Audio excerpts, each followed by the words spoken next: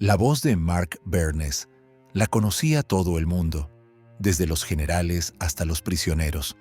Cantaba sobre el dolor, el amor y la guerra, y millones de personas creían que era uno de ellos. Sin embargo, esta confianza se convirtió en una sentencia para él.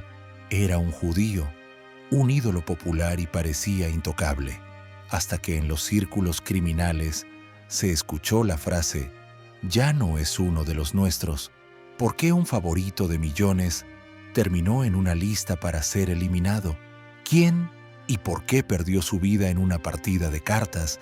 ¿Y cómo una frase de una película se convirtió en un código real para el asesinato? Después de 3 meses, el luchador debe quedar solo. Descubrirás por qué Bernes fue considerado una rata, cómo sus roles se volvieron mortalmente peligrosos y quién debía desaparecer realmente, él u otro luchador. La historia de Mark Bernes que conocías es solo la superficie. Lo real comienza detrás de las cámaras. Nació en una ciudad cuyas calles estaban pavimentadas con polvo y miradas cansadas. Nesin era un rincón tranquilo de Chernihiv, donde todos sabían cómo vivía su vecino. El olor a trapos viejos, a queroseno derramado y a libros rotos era el olor de la vida. Allí, entre retazos de miseria y el chirrido de carretas llenas de basura inútil, nació un niño con el largo apellido Neyman. En una casa donde el principal valor era un pedazo de pan y el principal maestro, su padre trapero, Mark pronto entendió que si quería salir de allí, tenía que ir a un lugar donde no oliera a podredumbre ni a pobreza. Creció rodeado de objetos cuya historia había terminado hacía mucho tiempo. Pero esto le enseñó a sentir el drama de las cosas silenciosas. Su padre a menudo estaba fuera de casa. De la mañana a la noche, deambulaba por los patios, cambiando tazas por botones y bastones por botas de fieltro. Su madre era una sombra gris, agotada por las preocupaciones. En un entorno así, los niños maduran rápidamente, y Mark no fue una excepción. Al principio, estudió en una escuela de comercio e industria en Yarkov, pero los cuadernos y las reglas no apagaban lo que se acumulaba en su interior. Tenía hambre, no de números, sino de vida, de escenario, de otros mundos. Era un chico de 17 años cuando decidió que ya era suficiente. No solo se escapó, se fue para siempre. Moscú se convirtió en su nuevo mapa. Aquí nadie conocía a su padre ni su pasado humilde. Aquí podía convertirse en lo que soñaba ser. Y su sueño era específico, el escenario. No cualquier escenario, ni siquiera el más recóndito.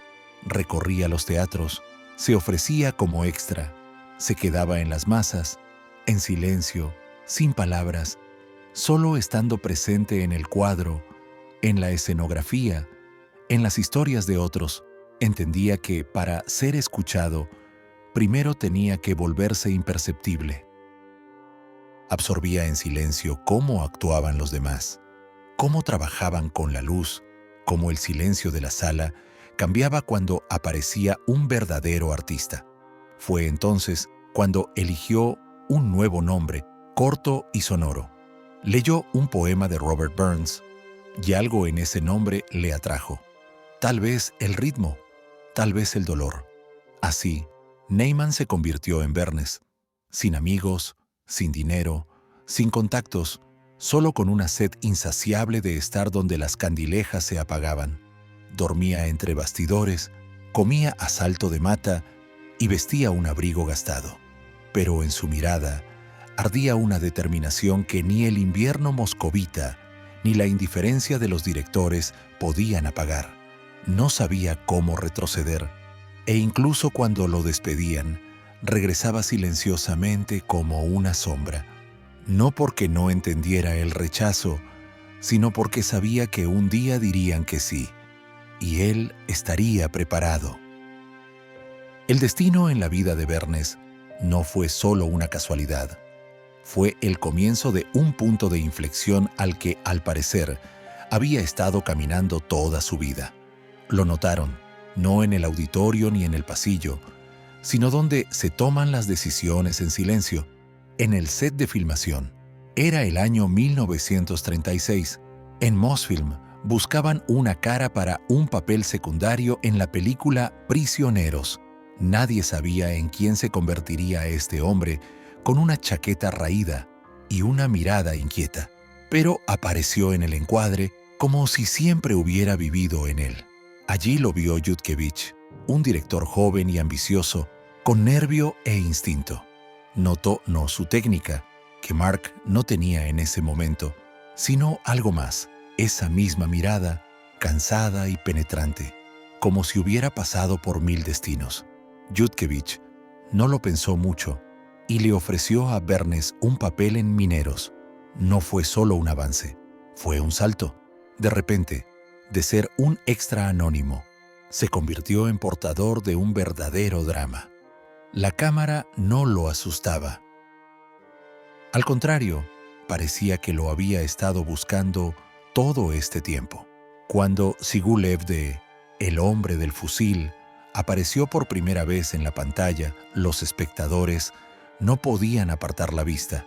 Tenía de todo: masculinidad contenida, una sombra de dolor, ansiedad por el futuro y una conmovedora humanidad. No actuaba, simplemente era, y el espectador lo sentía. Sus héroes no decían frases altisonantes, no rompían muebles ni se rasgaban las camisas, simplemente miraban a la cámara y el espectador lo entendía todo sin palabras.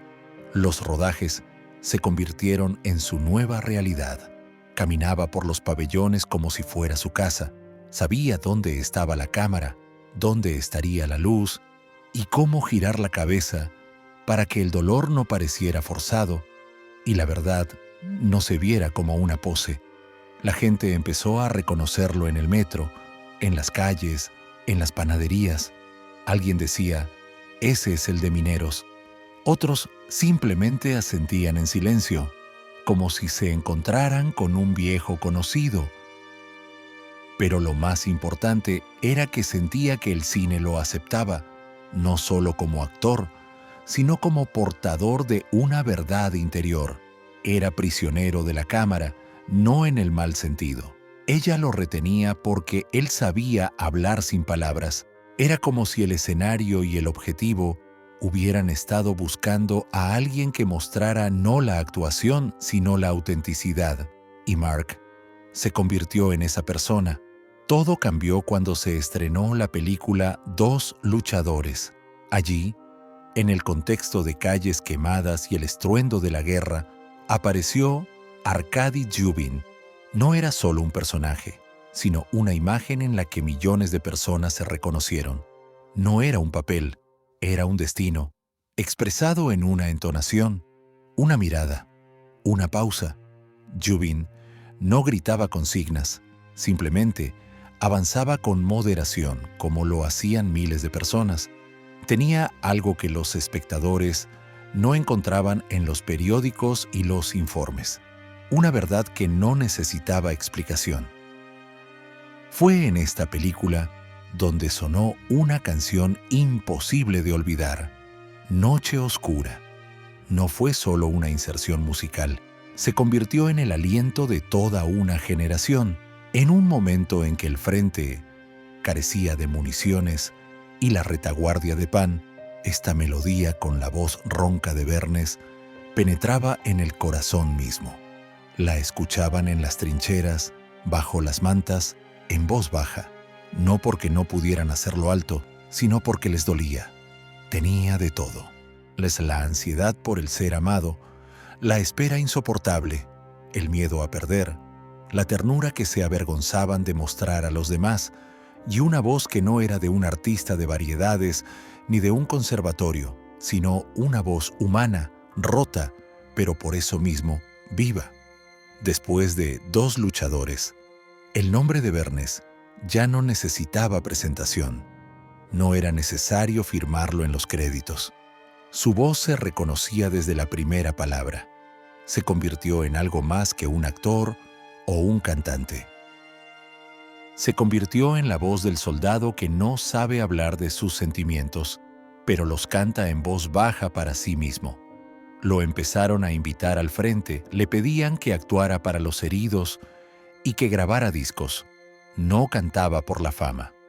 Era como si intentara retener a los que aún no habían regresado y a los que ya no lo harían. Por esta película, no solo recibió órdenes, sino algo mucho más grande: la confianza del país. A Bernes no lo discutían, lo aceptaban. No fingía sufrir, sufría. No fingía ser amable, lo era.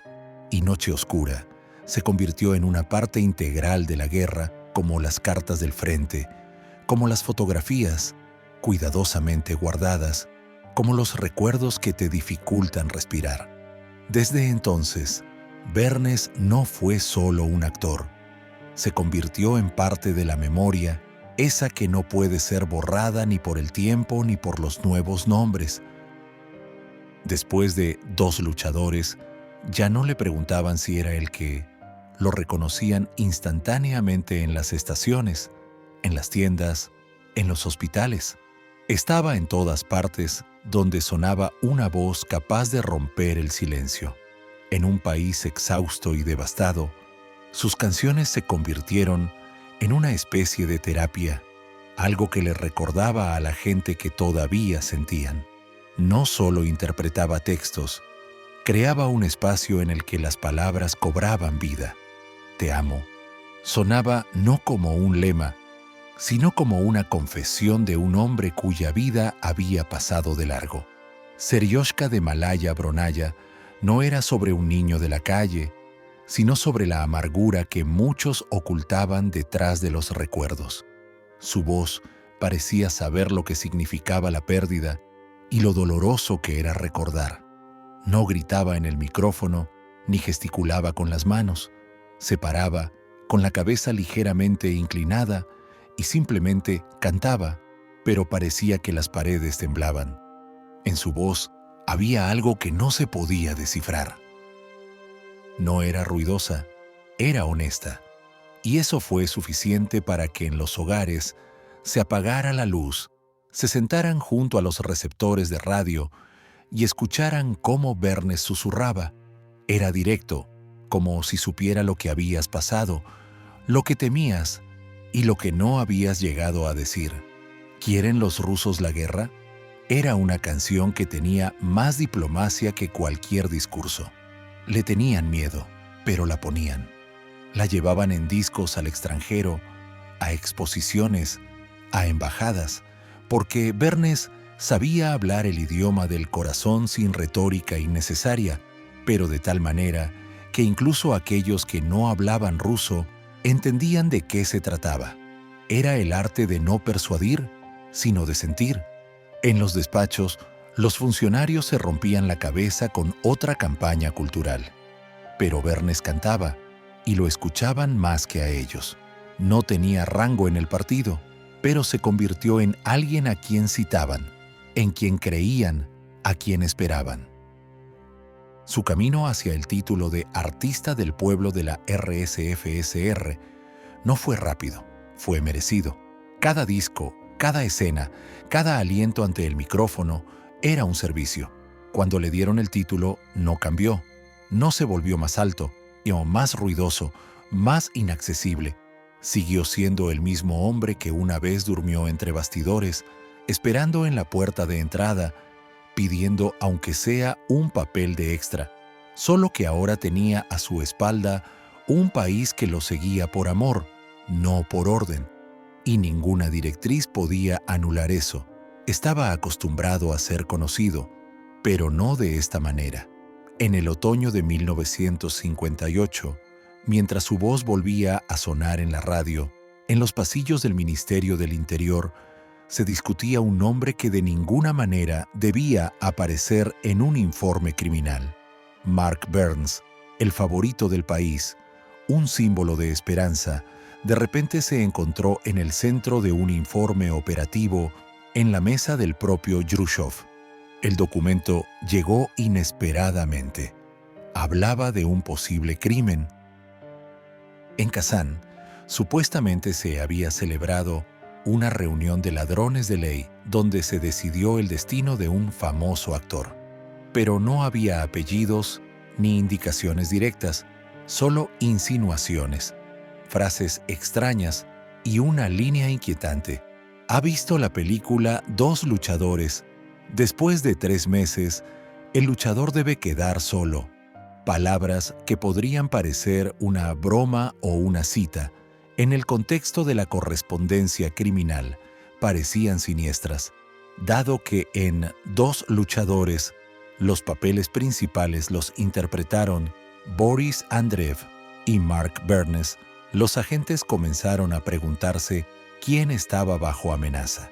El informe no mencionaba nombres, pero las pistas ya se remontaban al pasado, a las sombras que quedaron en las celdas y los campos. ¿De dónde vino esta carta? ¿Quién la escribió? La respuesta llegó rápidamente. Se encontraron huellas en el papel de nadie menos que de Lidia Ruslanova, la legendaria cantante, artista meritoria, con una biografía difícil, experiencia en prisión y una memoria de la que no podía deshacerse. Resultó que había estado en la prisión de Vladimir y allí, detrás de las rejas, conoció a una mujer llamada Valentina Nazarova. Se dice que ella le contó sobre su último amante, un ladrón que perdió en las cartas y tuvo que pagar con la vida de otra persona. Bernes ni siquiera sospechaba cuán extrañamente sus películas se entrelazaban con decisiones reales en el mundo criminal. Su imagen, creada en el cine, de repente se convirtió en el objeto de un juego mortal. La escena en la que Jubin y su camarada caminan por las calles de una ciudad liberada, de repente adquirió un nuevo y preocupante significado. Después de 3 meses, el luchador debe quedar solo. No era una cita, era una señal, y nadie sabía todavía a quién estaba dirigida. Su nombre no figuraba en los periódicos, no sonaba en los escenarios, no aparecía en los créditos, pero fue ella quien se convirtió en el punto de partida invisible para una historia en la que el pasado, la venganza y la extraña lógica del mundo criminal se unieron. Valentina Nazarova, una mujer cuyo destino había sido olvidado hace mucho tiempo, de repente volvió a la superficie. Y no solo resurgió, sino que trajo consigo una cadena de eventos que pusieron en peligro la vida del propio Bernes. Se sabía poco de ella. A mediados de los 40, Nazarova estaba cumpliendo una pena en el Gulag. Entre cientos de otros, perdidos en el sistema, no destacaba, hasta que terminó en la misma celda que Lidia Ruslanova. La cantante, que sobrevivió a la catorga, la recordaba no por sus conversaciones, sino por sus ojos, tensos, cautelosos, con una especie de cálculo interno constante. Nazarova no era una persona abierta, pero un día finalmente habló. Y esa conversación, olvidada durante años, regresó un día a Ruslanova con nueva fuerza. Según Nazarova, su último amante era uno de los que en el mundo criminal se llamaba Smotriashchille, supervisores, un hombre con un nombre, una reputación y contactos. Jugó a las cartas con un reincidente que acababa de salir de un campo. El juego no era por dinero. En juego estaba una tarea. El perdedor tenía que cumplir una orden, un asesinato. El objetivo no se decía en voz alta. Solo se pasaba una nota con una pista. Ha visto la película Dos luchadores. Después de 3 meses, el luchador debe quedar solo. La historia parecía una locura si no fuera por la confirmación. Ruslanova recordó los detalles. Contó sobre el encuentro en la celda. Recordó las palabras de Nazarova. Las comparó con lo que había escuchado recientemente y no pudo quedarse callada. Escribió una carta, ocultó los nombres, pero transmitió la esencia. Su carta, extraña y alarmante, llegó a manos de la policía y luego subió más y más. Ahora, todo lo que una vez fue solo una canción, una escena, una película, adquirió un matiz de peligro. En la pacífica Kazán, en el contexto del deshielo tardío de Jrushchov, resurgió una historia de podredumbre carcelaria en la que no había personajes ficticios. Había personas reales, vidas perdidas y viejas rencillas. Y en esta red se encontró un hombre que ni siquiera sabía que alguien había apostado una carta por él hace mucho tiempo. Cuando el contenido de la carta de Ruslanova llegó a las mesas de los investigadores, la primera reacción fue de alarma, pero no en dirección a Mark Burns. Todas las pistas conducían al otro luchador de esa misma película, Boris Andreev. Poderoso, carismático, de huesos anchos y con una voz en la que se creía, fue él quien, al parecer, se convirtió en el verdadero objetivo. Bernes era respetado en los círculos criminales, incluso venerado por prisioneros, por dos luchadores y por la voz que sonaba en los clubes de las prisiones en los discos. Era uno de los nuestros, aunque estuviera del otro lado de la ley. Pero Andreev, su imagen era diferente, demasiado directa, demasiado ideológica, y la policía tenía algo que podría arrojar luz sobre los motivos. Ya en 1940, Andreev había sido detenido. Varios meses en un centro de detención, no por sus acciones, sino por sus palabras. Entonces, en estado de ebriedad, se permitió hablar bruscamente sobre la dirección del partido. Alguien lo delató, se abrió un caso y terminó en aislamiento, pero no por mucho tiempo. El propio Stalin ordenó su liberación. ¿Por qué? Nunca se llegó a saber del todo. Quizás por intercesión, quizás por reputación, pero entre los prisioneros, tales historias no se olvidan. Los criminales, especialmente los líderes del mundo de los ladrones, siempre distinguieron a los suyos de los extraños. Donde alguien salía por una orden especial, surgía una sombra de sospecha. ¿Quién eres? ¿Un artista? ¿Un informante? ¿Un jugador? Ahora imaginemos un héroe de la película en la que dos luchadores caminan codo con codo. En la vida real, podría ser alguien a quien los ladrones habían marcado como deudor. La carta con la frase vaga sobre un solo luchador de repente se volvió lógica si se eliminaba a Bernes de la ecuación. Los agentes no sacaron conclusiones apresuradas, pero reunieron todo: expedientes, recuerdos, viejos protocolos, chismes de los campos. Todo indicaba que Andreev podría haber caído en desgracia. Su pasado, sus palabras imprudentes, su liberación instantánea. Todo esto, en conjunto, creaba un cuadro de venganza personal. Y aunque no había pruebas directas, la investigación iba en esa dirección. Y Mark Burns, cuyo nombre amenazaba con convertirse en una víctima accidental de las rencillas de otros, seguía cantando sin sospechar nada.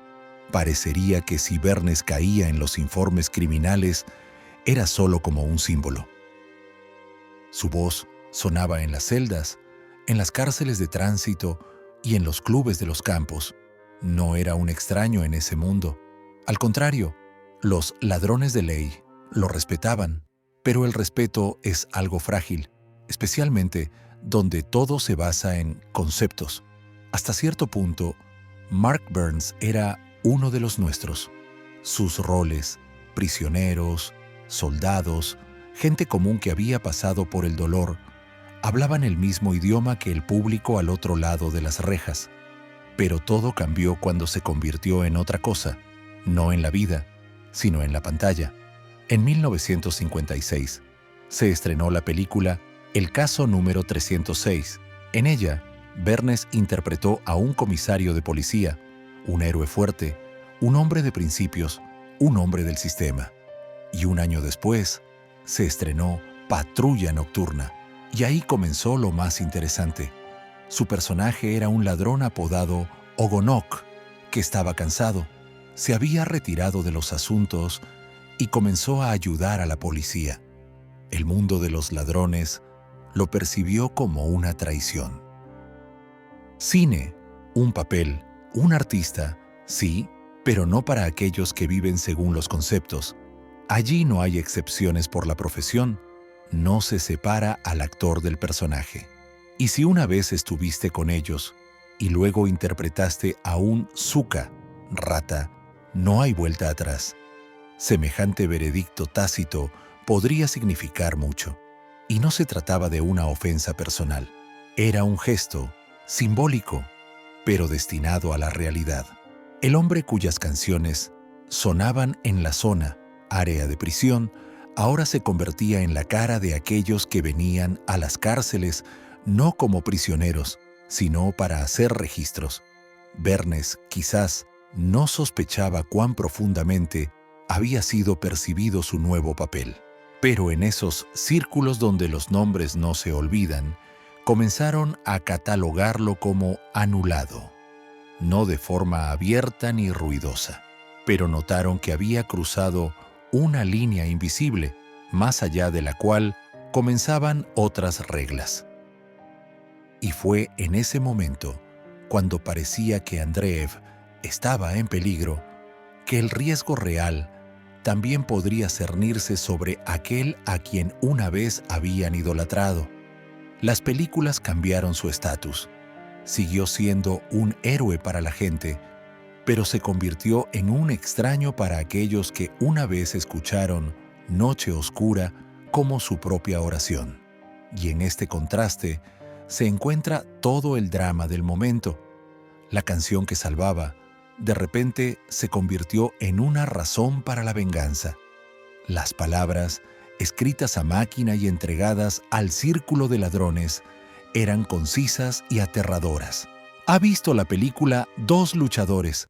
Después de 3 meses, el luchador debe quedar solo. Para los no iniciados, un misterio. Para los que sabían, una sentencia. Una simple réplica de la película se convirtió en un código en el que detrás de cada palabra había una vida. En la pantalla, ambos eran luchadores, codo, con un fusil y la verdad del frente. En la vida, eran 2 figuras con trayectorias diferentes. Andreev, severo, algo rudo, con un pasado que podría ofender a quienes vivían bajo otras leyes.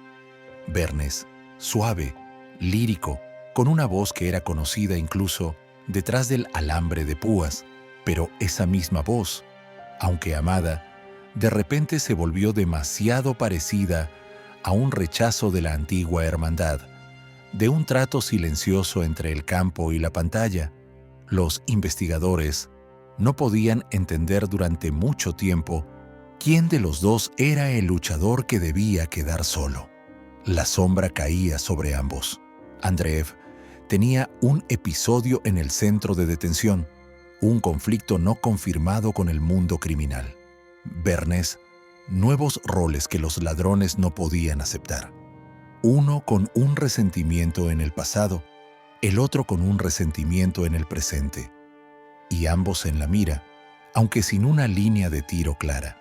Cada uno de ellos podría convertirse en una víctima, pero al mismo tiempo, también en un señuelo.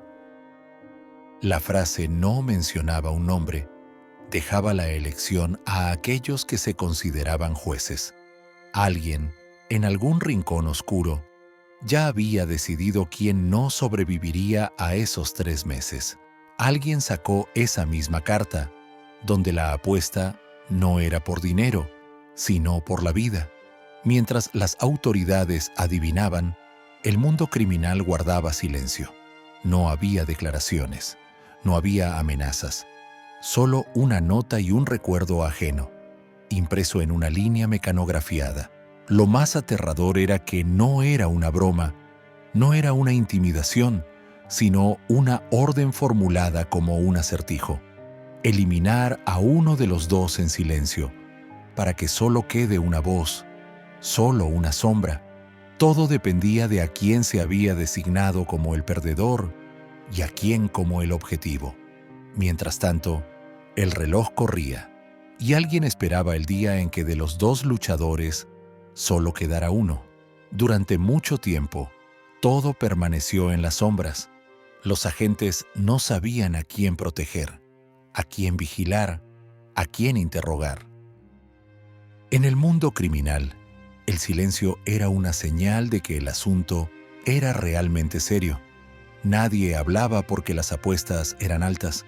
Las amenazas no se repetían, no se encontraba la nota ni al ejecutor. Hasta que un día, todo cambió en el lugar más inesperado. Una tienda de iglesia común, un edificio antiguo con íconos y candelabros en el centro de Kazán. El padre Artemi, un anciano sacerdote, notó a un hombre extraño en el mostrador. No miraba los íconos, ni los candelabros ni las cajas, sino el dinero. Sus manos revoloteaban, sus ojos miraban hacia la salida. En unos minutos, todo quedó claro. Era un asalto, pero no a un banco ni a una joyería, sino a un templo. El ladrón actuó rápido, pero no de forma profesional. Cuando los sirvientes presionaron el botón de alarma, la policía reaccionó al instante. Comenzó una persecución, agitada y brusca, por los patios y escaleras. El criminal intentó escapar por un patio interior, pero fue interceptado. Intentó abrirse paso, sacó un cuchillo y en respuesta hubo una orden corta, un disparo y todo terminó. Solo después, cuando el cuerpo fue llevado a la morgue, cuando se cotejaron las huellas dactilares con la base de datos y el nombre apareció en el sistema, quedó claro que no era solo un robo. Era el hombre apodado Burlak, cuyo apellido real era Burliaev, el que, según el relato de Nazarova, debía cumplir la orden. El perdedor en el juego de cartas, el potencial ejecutor. Los documentos confirmaron la conexión. Era conocido en el mundo de los ladrones. Tenía varias condenas previas. Su participación en juegos de cartas con altas apuestas, sus contactos con personas mencionadas en el informe de Ruslanova. Todo encajaba. Él era el que debía eliminar a uno de los dos, a quien le habían señalado. Ahora estaba muerto, pero el caso se cerró porque con su desaparición, la orden misma desapareció. Nadie más sacaría una carta de la manga.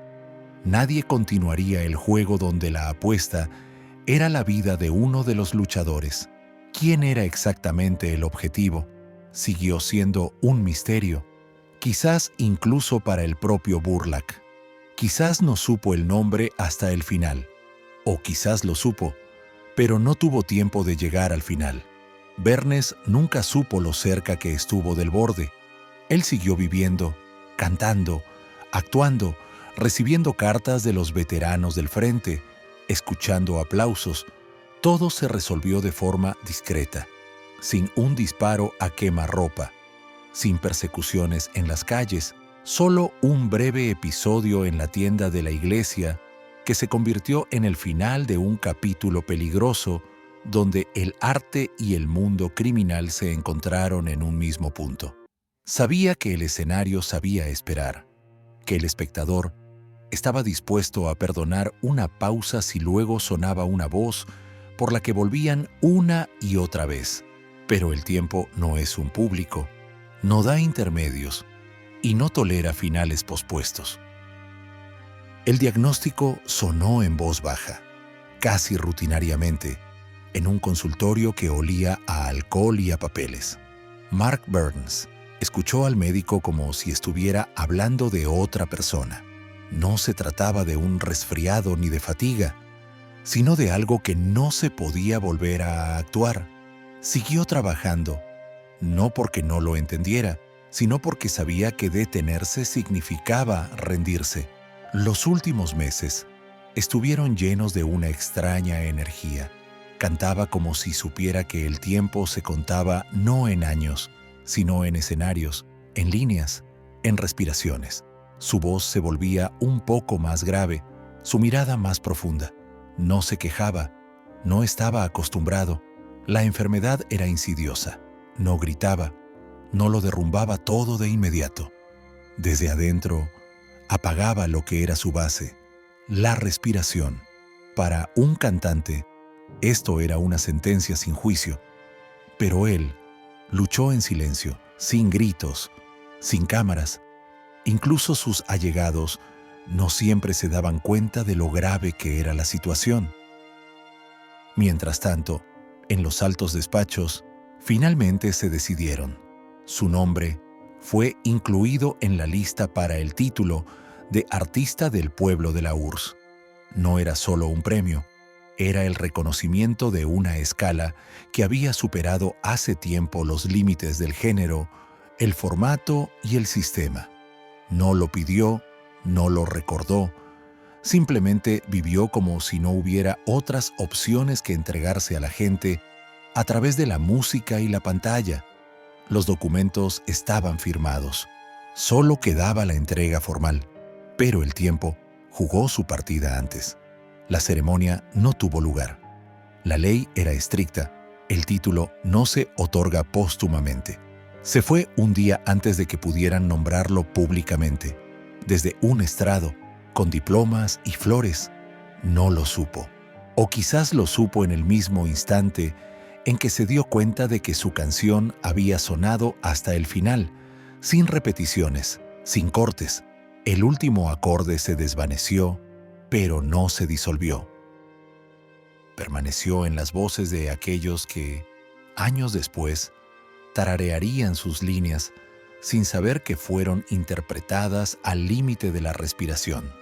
Vivió una vida que no puede medirse con los límites de los premios.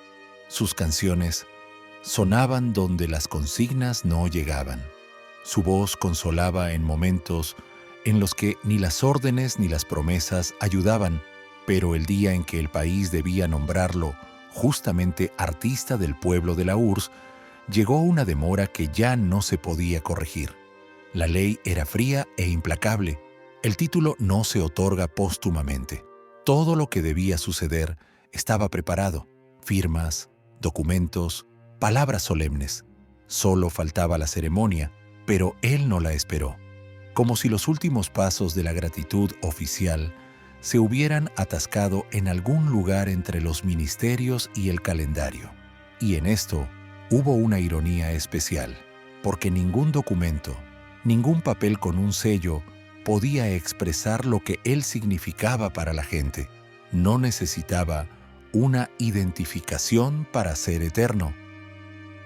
No lo llevaron en brazos los funcionarios, sino aquellos que sobrevivieron con su voz, que amaron con sus canciones, que recordaron su hogar al escucharlo desde el frente, desde una cama de hospital, desde una estación lejana donde la radio captaba noche oscura a través de la estática. Se convirtió en algo más que un artista. Se convirtió en parte de la memoria colectiva, en parte del corazón de una época, y cuando no le dieron lo que merecía, no fue una privación, sino una confirmación. Hay títulos que no son necesarios en papel porque no los otorgan los presidios, sino el silencio en la sala después de la nota final. Bernes se quedó para siempre en las canciones, en las películas, en las pausas entre líneas, donde vive el dolor y el amor genuinos. Y si el Estado no llegó a agradecerle formalmente, la gente lo había hecho hace mucho tiempo, sin ceremonias, sin leyes, simplemente aceptando su voz como propia.